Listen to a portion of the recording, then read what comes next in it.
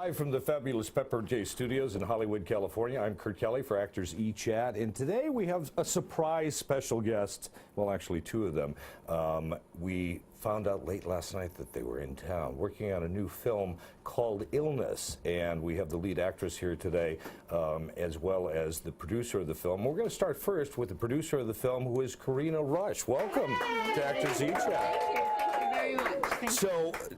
Tell me about your trip. We were talking about this a moment ago. You were coming back into the United States for the award shows and the screenings here in the United States, and customs stopped you. Yes, I know. You have to go through. You look like the searchable type. I know. You have to go through immigration, and I was actually wearing my illness shirt, and Yes. he said, "Why were you in England?" Because, you know, they need to find out pleasure or business.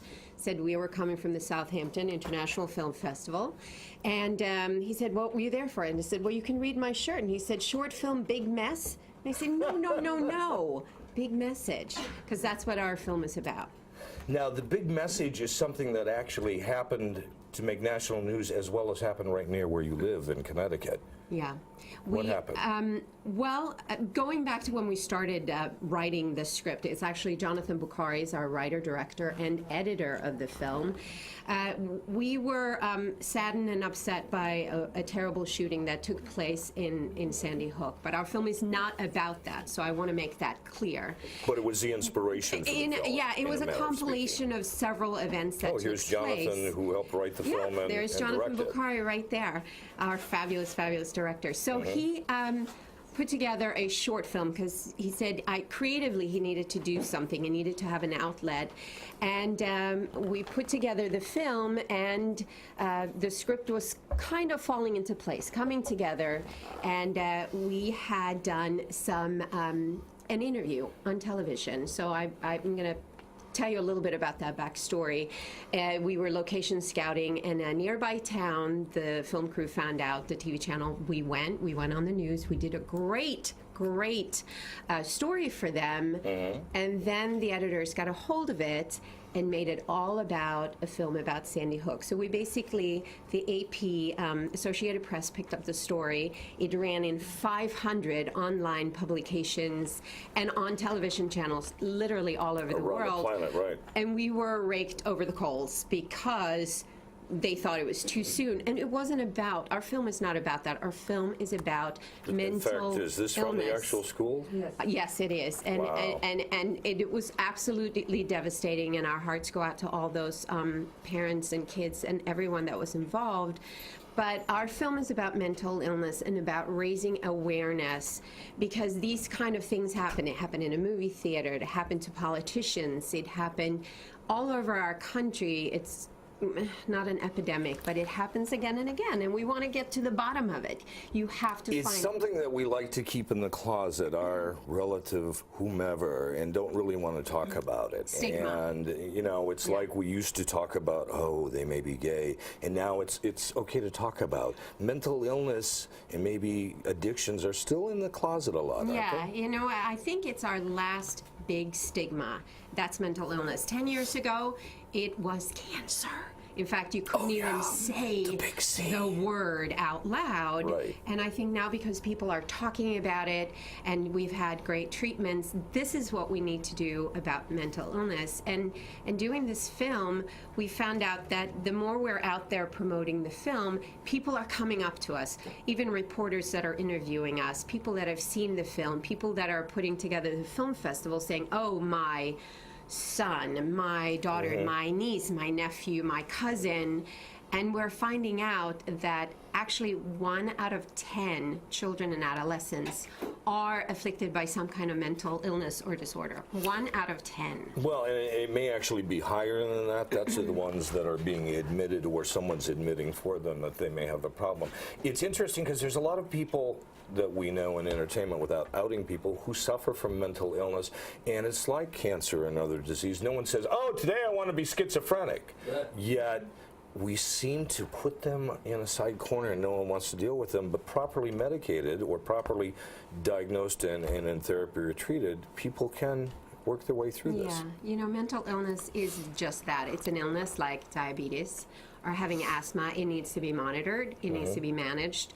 Many times it needs to be medicated, and you need to continuously reevaluate the medication. Right. But it's just an illness. There's no, you can't blame anyone. It's not the parents' fault. It's not bad parenting. It's not that the kids are acting out. I mean, they're ill. It's not the person's fault either. Right. We shouldn't put them on this, oh, get away, you're ill. Nobody chose that. No, no. It's people who worked on your film, I understand, may have had some afflictions themselves. Yes. Which made it even more special. I think we have a great team that we put together. It's a small team. It's a family affair, this movie. And we have our lead actress, Cheryl Allison, been my friend for 22 years, came up from Dallas to shoot The Mother. Nice. Yeah. And we have Randy Silverman, who's our associate producer, who actually... And there is Cheryl with her award, I know, from Southampton International Film Fest. Oh, nice. And Randy with Silverman. The award. With the award. And Randy is the mother of our lead actor, Noah Silverman, who actually picked up an award at the Northwest Ohio International Film Festival for Best Actor. And her middle son suffers from bipolar disorder, and he actually ran our second camera. Oh, how cool. Yes, and then we have Jonathan Bukhari, our director-writer, and... Now, is this being sponsored by any group, organization? Because it obviously takes money to not only shoot a film like this, but to actually go to all these award shows. Somebody's paying for this. Yes, awards and film festivals, like actually. Going to this show, this wasn't free. Hey, come on over, we'd like to have you in Southampton. I know, and that was a great, I shout out to the producers for that festival. They did such a tremendous job, and we had a great time. But a lot of this comes out of our own pockets. When you go to film festivals, you pay for it yourself. Why are you so passionate about mental illness that you would produce a film like this? We're compelled to tell the story, and we're compelled to raise awareness. And I think this is a short film, so we're going in, we're making a strong statement and out. And the hopes are that we can trigger conversation and dialogue and people to open up and maybe change some insurance laws eventually down the road, so that treatment becomes more readily available. And so there's not the stigma that this is a pre-existing condition, so we can't help you. Right. No. And then we do have a feature film in development. So this may become a full theatrical release at some point, based on the same storyline or another storyline? It's vaguely based on the same storyline. It will still center around our main four characters of our short film, the two children and the mother and the father, but it will show so much more. It will show, when he was young, what kind of struggles they went through to find the right kind of doctor, the right kind of treatment, and it will leave you with hope. So this is actually, if you will, maybe a 14-minute commercial movie trailer to raise the awareness and the interest, but then to also spawn on, hopefully, a global release to raise awareness that this is something that needs to be taken more seriously. Yeah, I think you put the nail on the head there. I mean, I think it's really... I was in the factory working on that. Thank you. Get that nail on the head.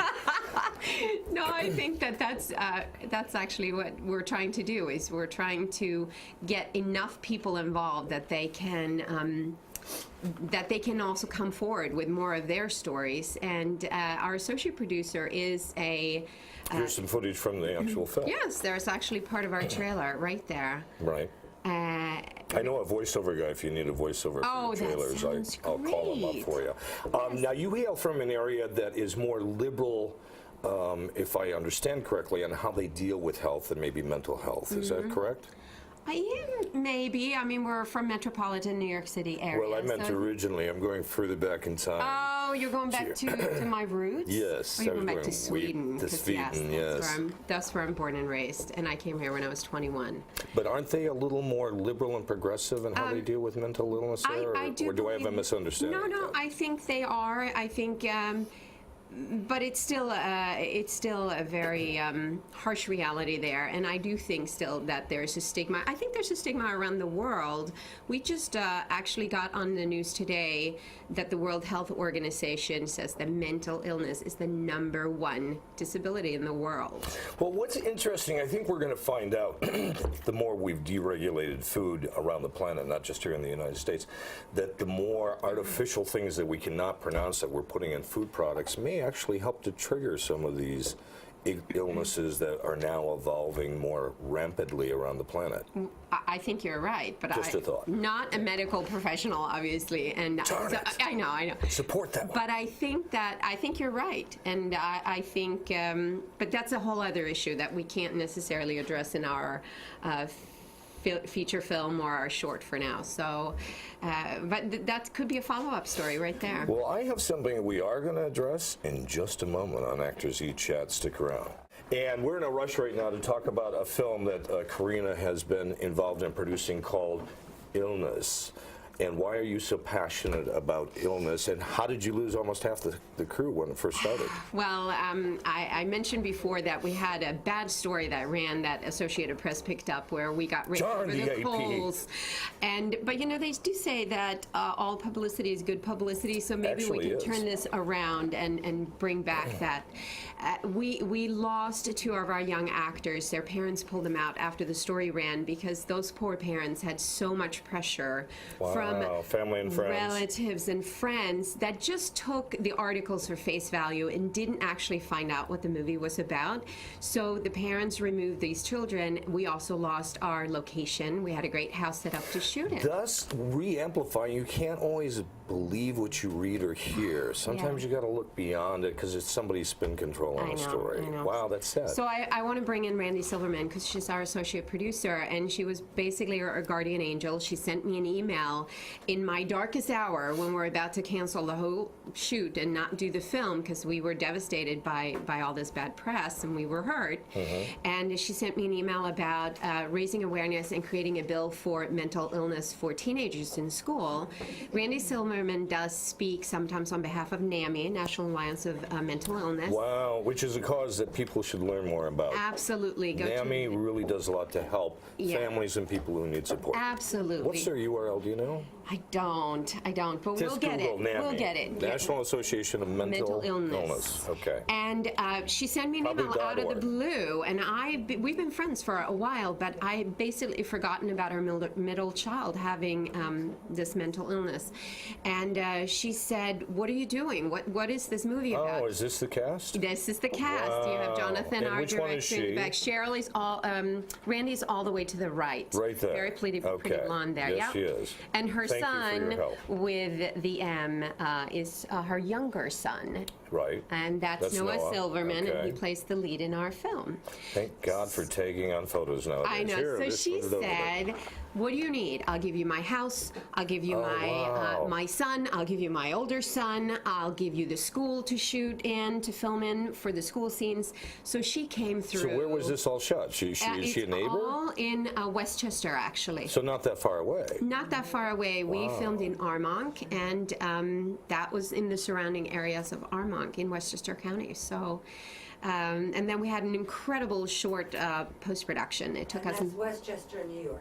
Oh, thank you. Okay. Thank you. You're back at the Chinese Theater. When is Yes, that? and we actually, it's to be determined. The date. During AFM, AFI? No, I think it will be later. Oh, it could Come back be. earlier. What the We heck? are still waiting. We're actually, we were hoping for a December date so we could all come back to be here Right. for it. And we're showing in New York City, actually, at the New York New Filmmakers screening on Which October is? 29th. Okay, so you could still. No, I don't get there till Oh, the so 30th. you're missing I'll be us in New York everywhere. in 30 years. Yeah, but if you come back, AFI, FAFM is, I think, November 6th through the 14th. Yeah. So there's still a little window we could squeeze you back in. Okay, LA. good. Great. We'll be back in a moment with illness. Stay tuned. Stick around.